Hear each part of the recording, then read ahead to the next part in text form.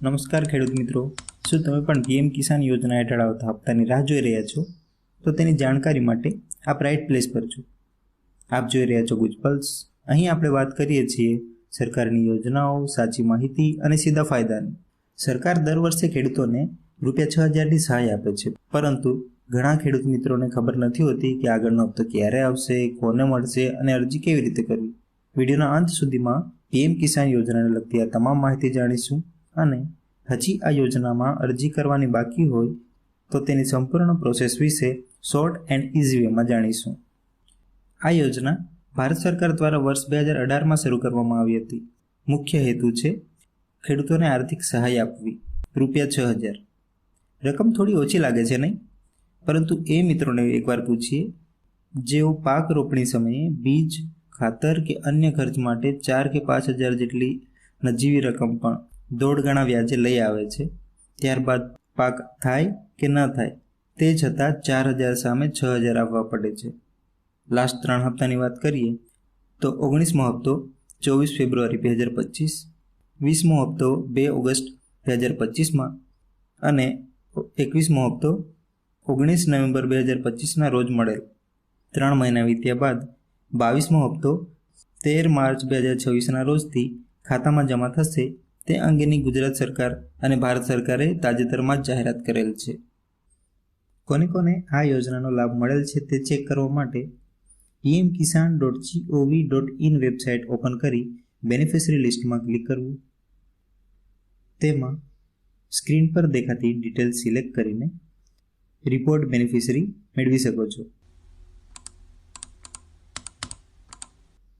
જમીન ધરાવતા ખેડૂત પરિવારને આ લાભ મળી શકે છે કે જેમણે ઓનલાઈન અરજી કરેલ હોય. મુખ્યત્વે એ જાણવું જરૂરી છે કે કોને લાભ ન મળી શકે. સરકારી નોકરી ધરાવતા લોકો, ₹10,000થી વધુ પેન્શન મેળવનાર, ઇન્કમ ટેક્સ ભરનાર, કાં તો પછી પ્રોફેશનલ્સ જેવા કે ડૉક્ટર, એન્જિનિયર અને CA. હવે જોઈએ કે આ અરજી માટે મુખ્ય કયા ડોક્યુમેન્ટ્સની જરૂર રહે છે. આધાર કાર્ડ, જમીનના દસ્તાવેજ જેમ કે 7/12 કે 8 ઉતારા કે જે નજીકના જનસેવા કેન્દ્રમાંથી અથવા જાતે ઓનલાઈન કાઢી શકાય છે, બેંકની પાસબુક અને મોબાઈલ નંબર કે જે આધાર કાર્ડ સાથે લિંક હોય. આમ તો નોંધણી કોઈ પણ CHC સેન્ટર પર કે ગામના VC દ્વારા ભરાવી શકાય, બટ જો આપની પાસે સ્માર્ટફોન હોય અને ઇન્ટરનેટની સારી સુવિધા હોય તો જાતે ભરવું વધારે સારું રહે. જો આપ મારી આ સલાહથી સંમત છો તો ચલો ફોર્મ એપ્લાય કરવાની શરૂઆત કરીએ. પીએમ કિસાન યોજના તેમજ આવી દરેક પ્રકારની આઈ ખેડૂત પોર્ટલમાં આવતી દરેક યોજનામાં એપ્લાય કરવા માટે દરેક ખેડૂતને ફાર્મર રજિસ્ટ્રી ગુજરાતમાંથી મેળવેલ ફાર્મર આઈડીની જરૂર રહે છે, જે મેળવવાની રીત આજે આપણે જાણીશું. સૌ પ્રથમ ડિસ્ક્રિપ્શન લિંકમાં જઈ ફાર્મર રજિસ્ટ્રી ગુજરાત એપને પ્લે સ્ટોરમાંથી ડાઉનલોડ કરીશું. અન્ય બીજી એક પીએમ કિસાન એપ પણ ડાઉનલોડ કરી લઈશું. આમ તો આ બ્રાઉઝરમાં gjfr.agristack.gov.in પરથી પણ રજિસ્ટ્રેશન કરી શકો છો, બટ તેમાંથી ઘણું ડિફિકલ્ટ થઈ જાય છે as a personal experience. So I recommend farmer registry Gujarat app download થયા બાદ એપ ઓપન કરીને સાઇન અપ પર ક્લિક કરવું.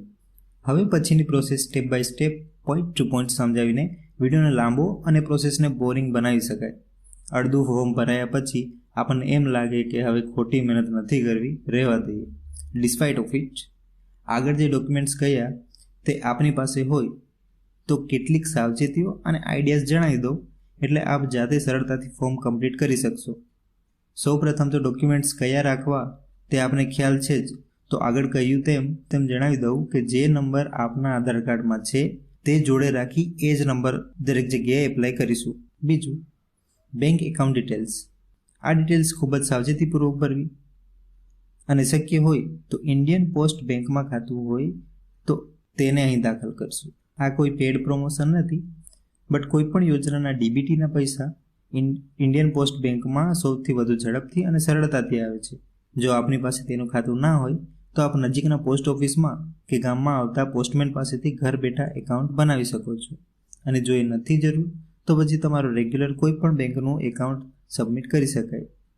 આગળ ફોર્મમાં નામ, પિતા કે પતિનું નામ અને સરનામું ગુજરાતીમાં ટાઈપ કરવાનું હોવાથી મોબાઈલમાં ગુજરાતી ટાઈપની ફેસિલિટી ચેક કરી લેવી.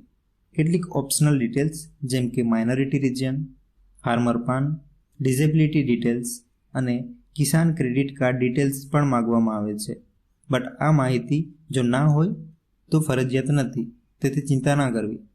લાસ્ટમાં આવશે લેન્ડ ઓનરશિપ ડિટેલ્સ, કે જેમાં આપણી જમીન જે ગામમાં હોય તે ગામનું નામ એન્ટર કરવું.